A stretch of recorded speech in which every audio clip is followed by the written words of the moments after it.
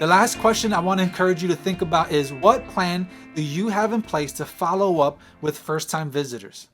Guys, let's just be people that are full of expectancy, and let's assume that we're going to get 1, 2, 10 visitors to come and join us this Easter Sunday. Well, we got to start thinking about, how do we make a first-time guest a second-time guest, and then how do we continue to engage that person so that they can be fully devoted followers of Christ and plugged in to our church, serving and attending regularly. We had to be thinking about, how do we follow up with these first-time guests. By the way, this is something that you should be thinking about every Sunday and everything you do. And also, if you're meeting online, this is something that you can still be thinking about. How do you follow up with people that are watching your service online for the first time? So you have to make sure that there's a way that you can capture information, because you can't follow up if you don't have any information. So there has to be a phone number and an email and at least a first name.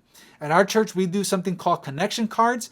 And what you want to do is just have the bare bones amount of information on this connection card, because you don't want to create an intimidating document that's asking people for their addresses, their social security number, and how much money they made in the past year, right? Like, you want to keep it as simple as possible.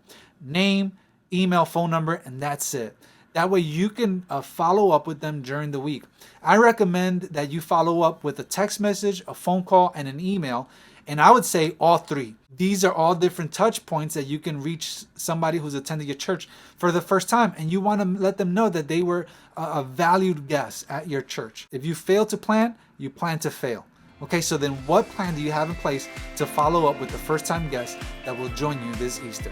Thank you guys so much for checking out this series of videos. I pray and I hope that it is a huge encouragement to you. If you have any questions, leave them in the comments down below. And I want to hear your ideas. I want to hear, what do you have in place? How are you missionally engaging your community? How are you crafting safe environments for people to come and attend?